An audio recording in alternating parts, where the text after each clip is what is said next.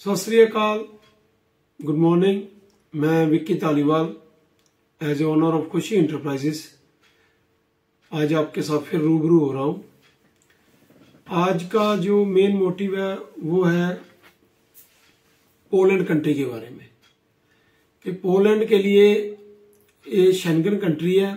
आपको सबको पता ही है, इसकी काफ़ी डिमांड है मार्केट के अंदर। तो इसके कुछ प्रोसेस में मतलब वर्क वीजे की इंफॉर्मेशन मैं आपके साथ बांट रहा हूं कि आप लोग कैसे लीगली इस कंट्री के अंदर अप्लाई कर सकते हैं। खुद एम्बेसी में पेश होकर आपके डॉक्यूमेंट जो पहले अप्रूवल आती है वहां से आपकी कंपनी के साथ बातचीत करवाई जाती है। फिर वहां से कंपनी से आपके डॉक्यूमेंट ओरिजिनल आते हैं कोरियर होके। फिर वो कोरियर और आपके डॉक्यूमेंट जो वो सबमिट किए जाते हैं आपके द्वारा। देखिए, सबसे पहली गलत है कि याद रखो कि डॉक्यूमेंट खुद अप्लाई करने हैं, आपने खुद अप्लाई करने हैं। कोई भी आदमी, कोई भी एजेंट अगर आपको बोलता है कि मैं अप्लाई करूंगा बाहर बैठ जाओ, ये नहीं होता है, क्योंकि आपके बायोमेट्रिक होते हैं। आप वहां जाते हो, अपनी फाइल सबमिट करते हो, खुद वो सारी चेक करके अगर कोई कमी है तो आपको बताते हैं। फिर वो फाइल आप सबमिट करवाते हो, फिर वो एम्बेसी में जाती है। फिर एम्बेसी कुछ कंट्रियों के लिए 15 दिन है, कुछ कंट्रियों के लिए 20 दिन है, कुछ कंट्रियों के लिए 25 दिन है। फिर वहां से खुद अपने के साथ कांटेक्ट करती है एम्बेसी और आपको बोलती है अपनी पासपोर्ट कलेक्ट कीजिए। और इस कलेक्शन से पहले, ये कलेक्शन तो पहला, जब आपके डॉक्यूमेंट सबमिट हो जाते हैं तो कंपनी से आपके वर्क परमिट को वेरीफाई करती है एम्बेसी पोलैंड के अंदर, चाहे वो किसी भी शेंगन कंट्री या यूरोप मतलब कंट्रीज होती है। एम्बेसी उसको वेरीफाई करती है कि जो जो आपने डॉक्यूमेंट इशू किए हैं वो सही है, आपने ही किए हैं, इन लड़कों की डिमांड आपने ही की है। जब वो कंपनी वहां पे मेल भेजती है एम्बेसी को, yes we are the sponsor, हम ही स्पॉन्सर हैं जो इन बच्चों को ऑक्यूपाई कर रहे हैं, जो प्रोवाइड कर रहे हैं, जब कुछ भी होता है जिस प्रोजेक्ट पे भी आपको ऑक्यूपाई किया जाता है। तो उसके बाद एम्बेसी हमें मेल या आपको मैसेज भेजती है, टेक्स्ट मैसेज के भाई आपकी वेरिफिकेशन कंप्लीट हो चुकी है, अब आप आके अपना पासपोर्ट कलेक्ट कर सकते हैं। तो ये एक छोटा सा प्रोसेस है, इस पे बहुत बड़ी वीडियो बन सकती है कि कौन कौन से डॉक्यूमेंट होते हैं, कैसे वेरीफाई होता है, कैसे वहां से ओरिजिनल डॉक्यूमेंट आते हैं, वो कैसे अंदर सबमिशन होते हैं।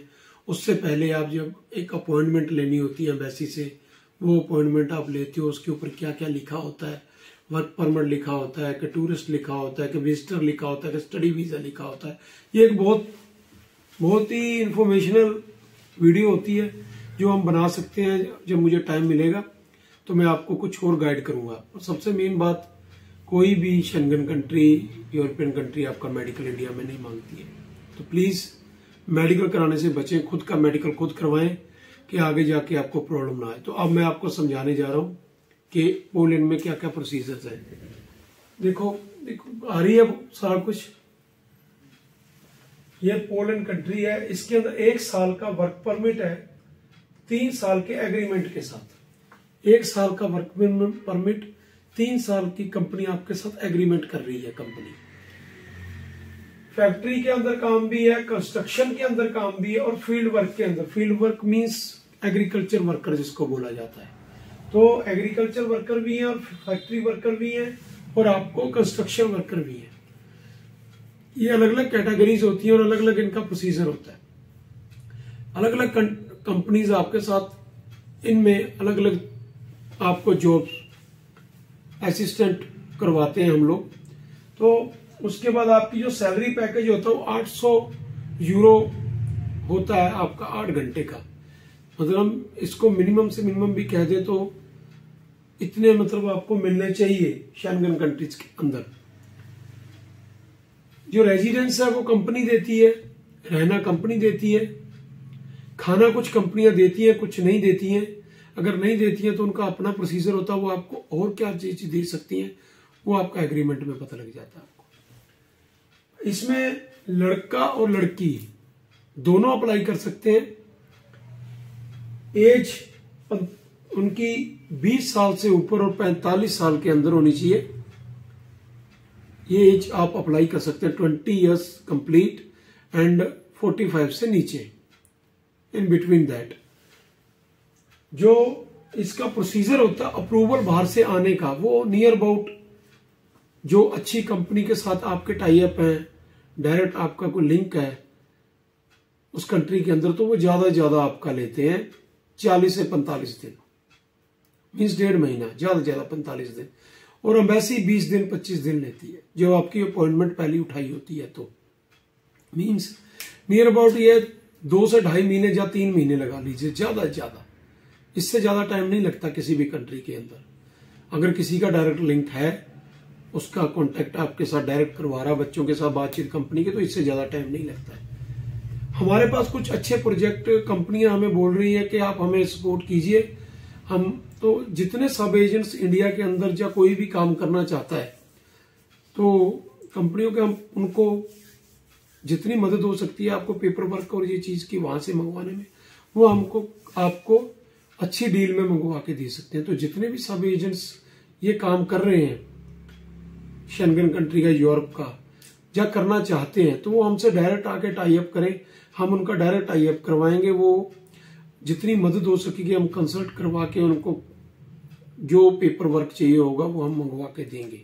लेकिन प्लीज सारे एजेंट जितने भी हैं लीगली काम करो, 2 नंबर का काम मत करो, डोंकी के प्रोसीजर से बचो। तो बच्चों को जितनी सपोर्ट हो सकती है 1 नंबर में भेजने की कोशिश करो। जितने बच्चों के रिफ्यूजल हो चुके हैं, प्लीज ध्यान से सुनना, रिफ्यूजल का मतलब ये नहीं होता कि आप दोबारा अप्लाई नहीं कर सकते। प्लीज मत डरो, आप अप्लाई कर सकते हो। उसके अंदर रीजन दिया होता है कि आपके ये डॉक्यूमेंट या ये पेपर वर्क या ये कैटेगरी में आपका सही नहीं हुआ, तो उसको हम ठीक करके अच्छी कंपनी के साथ आपका टाई अप करवा के आप दोबारा अप्लाई करके जा सकते हैं। सो रिफ्यूजल वाले बच्चे पैसों के आपको मतलब एक किस्म से एजेंट्स गलत रास्ता डाल देते हैं, ब्लैकमेल करते हैं कि भाई अगर आपको रिफ्यूजल हो चुकी है तो अब आप नहीं जा सकते, आपका एक्स्ट्रा मनी लगेगा आपको। ये नहीं है, अब नहीं है। अब जो हमारी कंपनियों के साथ बातचीत हो रही है, वो आपके साथ डायरेक्ट टाई अप करना चाहते हैं, वो इन चीजों को नहीं मानते।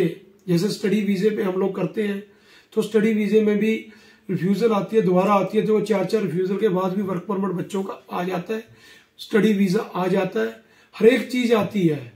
PR भी रिफ्यूज हो जाए तो दोबारा आती है। तो प्लीज ये सारी चीजों को ध्यान में रखें। हमसे जब मर्जी, we are always ready to consult you. Nihal Singh Wala गांव है और मोगा जिला है, तो जो आपने जब भी आना, देखिए वही आए जो काम कर सकते हैं। जो दारू दूरू पीने वाले हैं, जो तंगी परेशानी करने वाले हैं, जो यहाँ काम नहीं करते हैं, जो वहां जाके भी तंग परेशान करना चाहते हैं, वो मत आए। क्योंकि जब भी आप लीगल जाते हो किसी कंट्री के अंदर, तो आपके जो एजेंट्स हैं जिन्होंने आपको भेजा है, जो भी कंसल्टेंट है, एजेंट्स है, जो कुछ भी है, वो लोग का एक किस्म से उनकी जो प्रोसीजर होता है वो खत्म हो जाता है। क्योंकि आप लीगली किसी कंट्री में फ्रॉम इंडिया आपने उस चीज की अथॉरिटी लेकर जा रहे हैं, पर आप वहां जाके अगर आप दारू पीते हो, लड़ाई झगड़ा करते हो, कोई गैर कानूनी काम करते हो, जैसे कल भी देखा आपने, पहले 45 लड़के मरे डोंकी लगाते हुए, जहां कनाडा में कल फिर दोबारा एक बहुत बड़ा स्कैंडल पकड़ा गया, जो हीरोइन थी, जहां ड्रग्स पकड़े गए हैं। तो ये जो चीजें होती हैं, जहां आप दारू पी के वहां पे लड़ाई झगड़ा करते हो, काम नहीं करते हो, स्टडी नहीं करते हो, तो उसकी कंपनी जिम्मेवारी नहीं लेती है। और इस चीज के, ये चीजों से बचोगे, अनलीगल काम नहीं करोगे, बॉर्डर क्रॉसिंग नहीं करोगे, कोई गलत काम नहीं करोगे, तो ऑलवेज आपके वो कंट्री जिसमें जाते हैं वो आपकी सपोर्ट करता है। पर जब आप वहां जाके गलत एक्टिविटी करते हैं तो उसकी आपको भुगतान करना ही पड़ेगा। सो टूरिस्ट और अनलीगल जो मतलब डोंकी टाइप है, इसको बंद करो।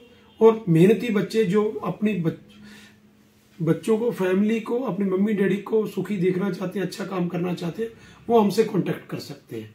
Okay, thank you.